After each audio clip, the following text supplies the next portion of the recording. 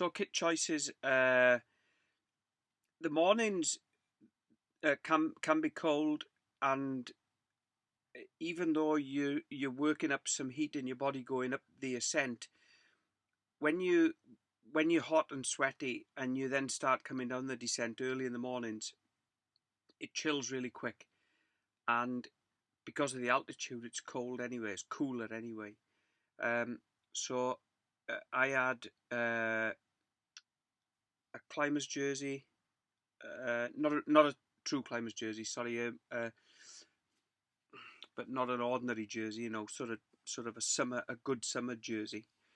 A gilet and arm warmers that I rode under the trees on most of the way up the first ascent, and the gilet and the arm warmers certainly on the descent down into Molossen on the first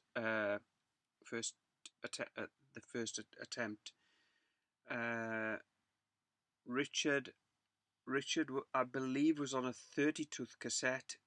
Mine's a 32, and poor old Pete was on a 28, and probably suffered for that.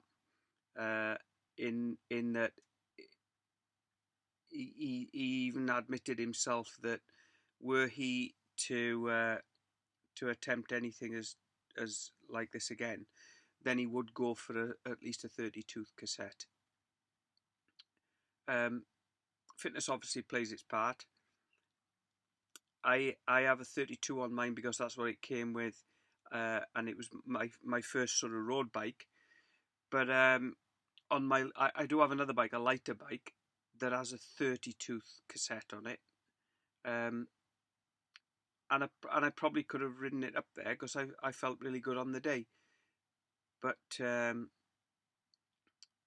yeah, you need to think that it's an 85-mile climb, and as Pete pointed out, 15,000 feet of ascent. So it is a toughie, and if you think you may struggle, then go for the cassette that's going to give you the benefit.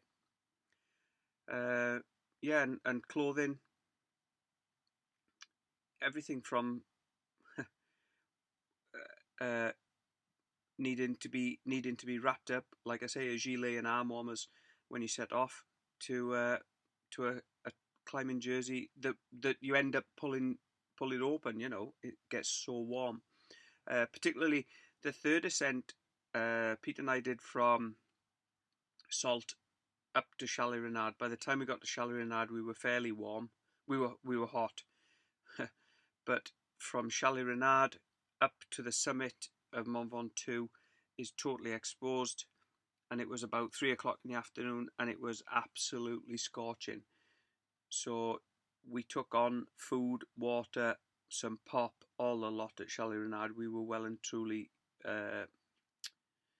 needed it. Filled up water bottles, took on gels, everything we could, just packed it all in. Even though it's I think it's 6k, 7k up to the summit from there.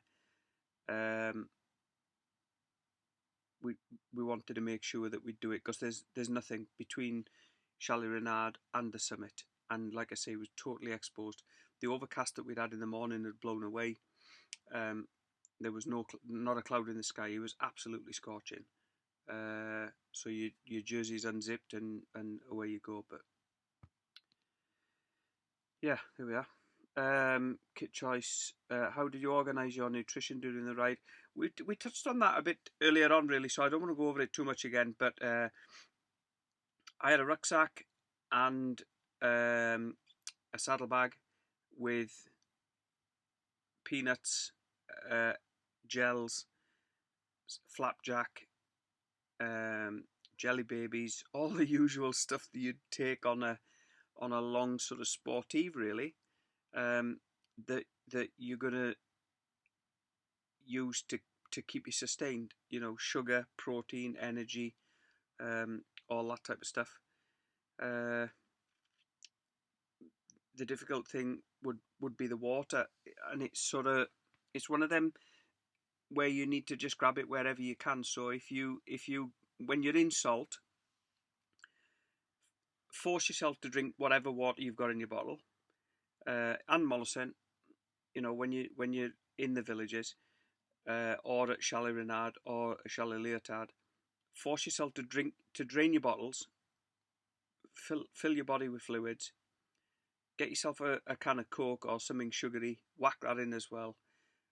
Buy another bottle of cold water, fill your bottles up, take some tablets if you use tablets, I do, get them in, and gels, stuff them in your pocket for what it is. We also took a couple of wraps and meat wraps, ham or something, and cheese and ham rather. And now that was just to sort of keep us going, because we knew we'd be up there in the morning. I was unsure that anything would be open, and as it was, it wasn't. There was nothing open. So we went up to the summit. To the summit, dropped down to Mollison, and shoved a wrap in there. Turned round straight away and set off back up. Like I say, drained the bottles at Chalet Leotard and carried on up. But again, that's another good one to sustain you. The problem is, like I say, I had a rucksack with an extra bottle on because I didn't have a second water carrier on my bike frame. Again, that's advisable. That's a good piece of advice. Both Pete and Richard did, though Pete has his second one full of spares, so he sort of carried a second bottle. But yeah, the problem there is carrying so much stuff that it adds to the weight that you're carting uphill. So you almost want to run it to the limit, on the limit, without leaving yourself short of anything. Because if you are short of anything, there's nowhere to get it, or very little choice to get it. Looking back, when we did it in March, perfect time, apart from the fact that the Mollis inside was shut due to ice, but nice and cool. The temperatures were cool, the roads were quiet. Really, really good time to do it, heat-wise. You wouldn't exhaust yourself doing it that time of year due to heat. We carried less gear then. You could do it with one bottle, knowing that you wouldn't be drinking that much. Again, that's a personal thing though, isn't it? I don't drink a lot anyway when I'm on the bike. Some of the guys, they'll do 3 bottles to my 1 maybe. Organising nutrition during the ride. So yeah, we took some stuff with us and we bought at the shops that were open, so that was okay. What tips would you give someone wanting to take on the Cingles and mont-ventoux challenge? When to tackle it, time of year, weekday, weekend. Weekdays or weekends don't really make a great deal of difference. The only time we've noticed anything different was because we set off early. You tend to miss the traffic anyway, but they do sometimes have weekends when there's cars on there, cars and bikes. And when we came down, the first time that Pete and I did it was back in March 2019. And when we came down, there was lots of cars driving proper fast with little respect for corners and the likes, So when you came round the corner, there could be anything there. That's not to say they were driving dangerously, and you could hear them anyway. But I suppose Les Cingles Facebook page will give you information on what's on what's weekend. So obviously make sure there's no race on, make sure there's no sportive on, make sure there's no car traffic, or try and check that there's no car traffic and sportives, etc., etc. But weekdays and weekends, to be fair, we saw more bikes on the Monday after we'd done the ascent than we did on the Sunday when we were doing it. The Monday was absolutely heaving in Bedouin, setting off when we were heading away back up into the Ardèche. But yeah, early starts are good. Get Bedouin and Mollison out the way. But yeah, weekdays or weekends, not a great deal of difference really. Time of year, probably for me, probably about April, May, making sure that the Mollison side is open. I've looked on webcams, weather webcams, but they only show the Bedouin side, so it looks sunny and nice and all the rest of it. But the Mollison side is darker and therefore colder, and remains iced up for longer because they don't clear it. When we did it in March this year, we got to within 3 k's of the top on another day, and the road was blocked with ice. So for me, yeah, the beginning or the end of the end of the season, to get the weather so it's not as scorching, because we were really lucky on the day that we did it last week. If we had tackled it in scorching temperatures and it wasn't as overcast as we were lucky to have it on the first 2 ascents, I think we probably would have struggled with the third one, because it would have just been terrifically hot. It was bad enough as it was, but to do all three in super high temperatures would be madness, really. So that's about it. I'm sorry that the Pete and Richard are not here to give their thoughts and points, and I have taken over the show a bit myself. When I'm sure they've got loads to say. Both good guys. At the end of the day, we had a fantastic trip. Pete says he wouldn't do it again, and didn't enjoy the Chalaronard to the summit section particularly. But deep down, I think he's glad he's ticked the box. I know I am. Richard certainly is. He's been waiting for it for a couple of years, and a few of his mates have done it. So I think it was one he's wanting to get the monkey off his back, and that's done now. Would I go back again? I would go back.